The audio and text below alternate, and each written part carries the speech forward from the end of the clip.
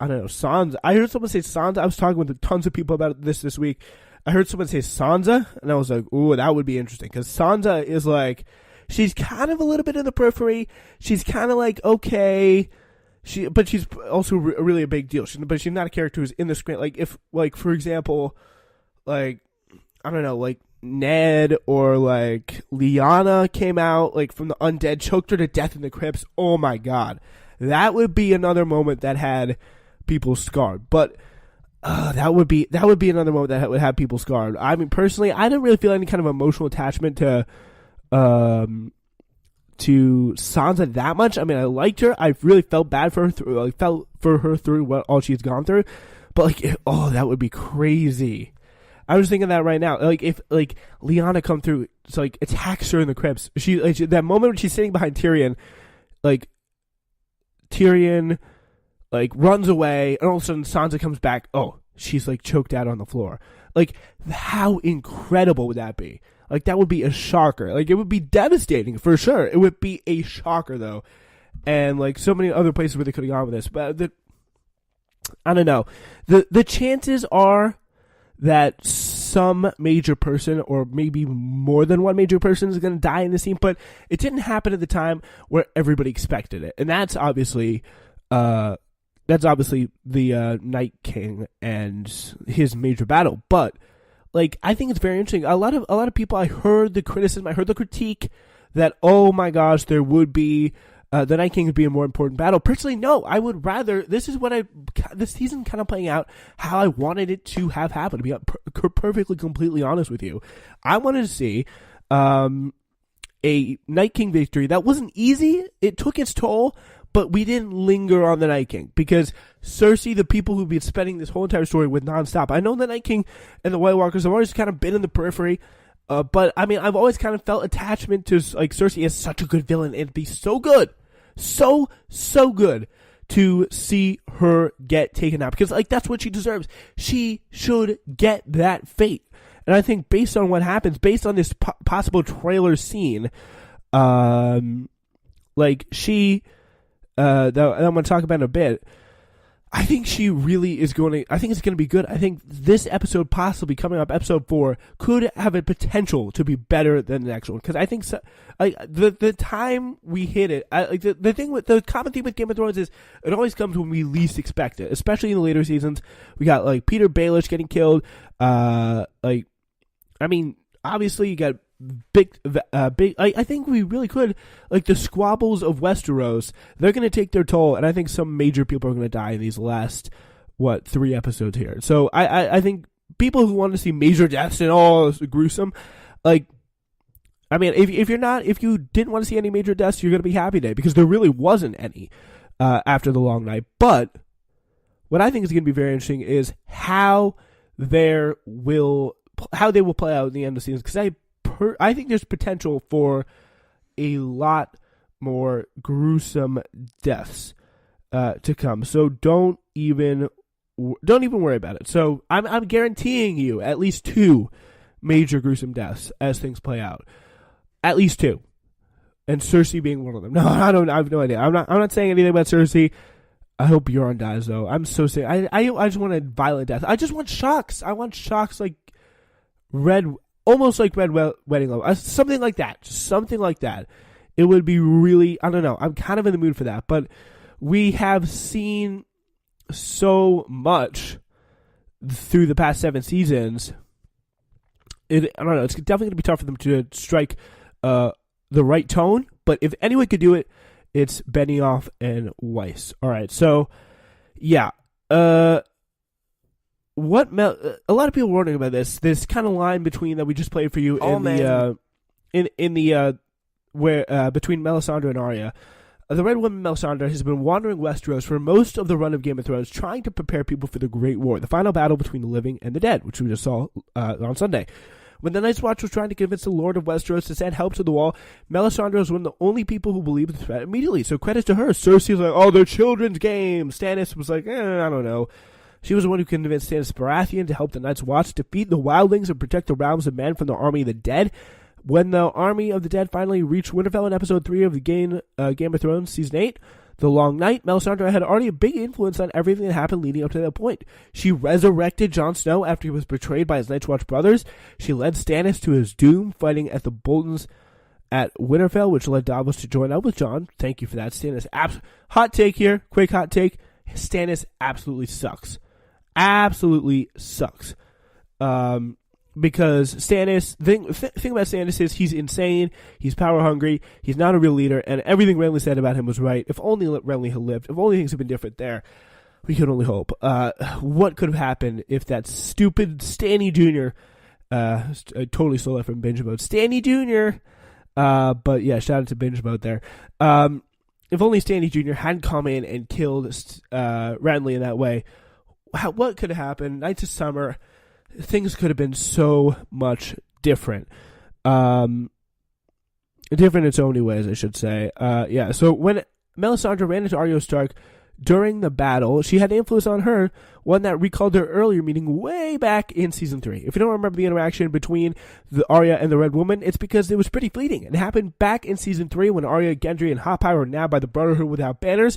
Gendry decided to stay with the Brotherhood and smith for them, but that all changed when Melisandre, a fellow follower of the Lord of Light, caught up with them. In exchange for money they needed to feed and arm themselves, the Brotherhood, led by the moral outlaw Beric Dondarrion, sold Gendry to the Red Woman. She intended to use the King's blood, as Gendry's King's Robert Bastard, if you didn't know, for her spells to help Stannis defeat his enemies and take control of the Iron Throne. Arya confronted Melisandre briefly as she and Stannis' men were carting Gendry away. "You're a witch," Arya said. "You're going to hurt him." Yeah, and this is the chilling line that we all remember. We don't all remember, but we all are thinking about today after Season 8, Episode 3, Game of Thrones. You're more than they can ever be. They are just foot soldiers in the Great War. You will make kings rise and fall. That's Melisandre actually talking to Gendry, calming him down as he's taken away. Gendry objects to him obviously being taken away, but no one objects really stronger than Arya, who has a couple of agonizing lines in this scene here. "You're a witch. You're going to hurt him."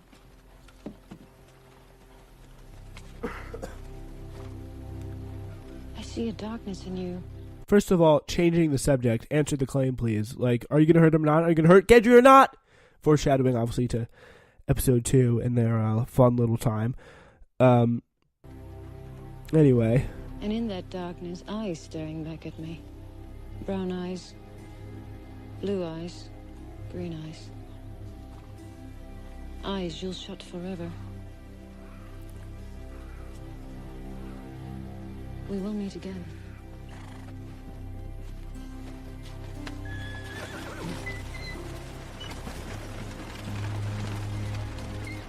Her words proved prophetic, as we all know. It wasn't clear that Melisandre was foreseeing during their interaction, other than the fact that Arya was going to go on and become a frightfully effective killer. Brown eyes, blue eyes, green eyes are going to shut forever. I mean, you got Walder Frey, Meryn Trant, both with brown and green eyes respectively. Obviously, White Walker, blue eyes as well. And she's also killed some other people that probably had those colors eyes as well. Excuse me. The two locked eyes, as Arya realized what Melisandre meant in the moment. She was referring to the blue eyes of the White Walkers in the revelation. It was that revelation that sent Arya to the Godswood. So that's something that we don't even really know. Melisandre really played a big role in this. She lit up the swords of the Dothraki. Didn't really do much. She lit up the trench, which brought the living a lot of time there. A good 30 minutes probably in real time, 5 minutes in TV time or less. But after that moment, she literally told Arya what to do. She set up the thing that happened that killed the Night King. And the question is, did Bran know? That's a question for another show. But it is really incredible. I think we have to take steps back and look more closely. I know that's take a step back, look at the bigger picture, I should say. Not really look more closely. That wouldn't make any sense. But just look more at what happened and how Melisandre had such a big influence on Arya killing the Night King in the end. So There's a theory that speculates that the rest of Melisandre's prophecy refers to the Lannister queen, who has green eyes. They're called Emerald Green, Song of Ice and Fire, on which Game of Thrones is based. Now the focus of the show is returning to the war for the Iron Throne. Arya might finally get a chance to cross another name off her list. That is very interesting. So the Lannister queen, Cersei, that could be very, very interesting. Arya killing the Lannister queen, Cersei, that may be a little too much for her. I don't know if I fully support that, but still, credits to Arya, undisputed winner of this episode, that's for sure. Can we please credit for that? All right, that's credit where credit is due. Did an amazing job there, but yeah. Now that we're in the end game of Game of Thrones, let's pivot to the next episode and what we will expect for two characters who are animals and people love them, and some people that they die. There was some confusion as to that. The long night clocked in at 82 minutes, putting it ahead of even the last few episodes still to come, which also exceed the standard GOT running time. Those 82 minutes were composed almost exclusively of the show's biggest battle scene as the Night King forces finally arrive to engage in the Battle of Winterfell and Jon's battle plan. I'm getting that in a minute. A key component of the major fight was the role the dragons did or did not play. At some point, after some practice earlier in the season, we got to see Jon riding Rhaegal with Daenerys rode Drogon very effectively. At one point, the two squared off with the Night King Viserion, and after falling back to earth and throwing Jon off his back, Rhaegal wasn't seen again. After Jon fell off his back, he charged the Night King. Rhaegal kind of went off in the distance. Despite it looking pretty harrowing for Rhaegal in the middle of the battle, we know for sure he survived because he appears briefly, although a little tattered,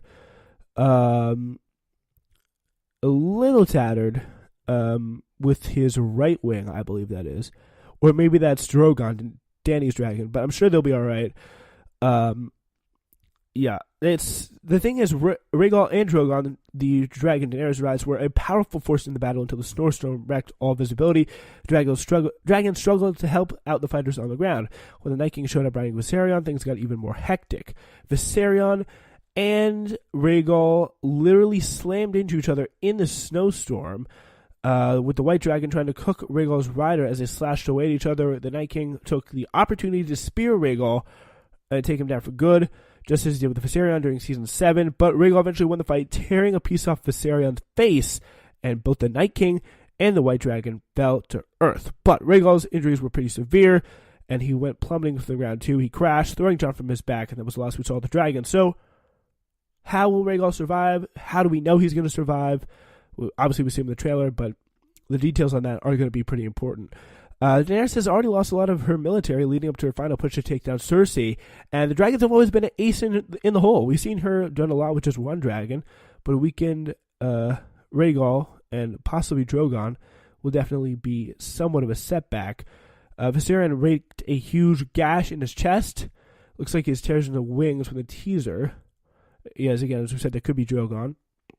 He won't likely be back at 100% for some time, and I doubt we'll see any kind of real fighting, at least in next episode. So possibly they have some time to heal, but let's just say, can I just say, these guys, these fighters for the living, they deserve a big fat break. I don't know if they're going to get one, but they've done great work, guys. They deserve a break. Let's give a round of applause to the fighters for the living here, can we?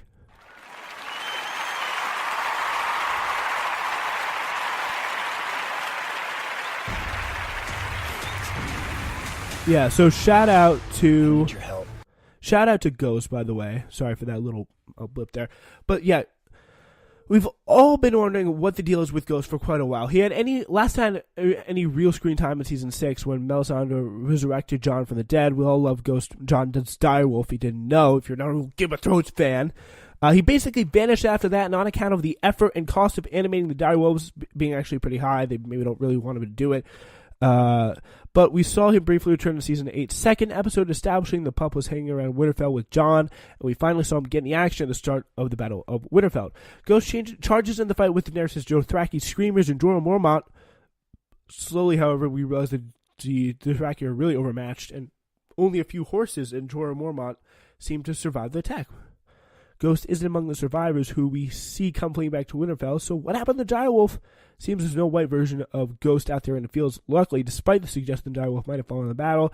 Luckily, though, HBO gave a super quick hint that there is possibly more Ghost to come. You can very briefly glimpse Ghost with the survivors of the Battle of Winterfell in the teaser.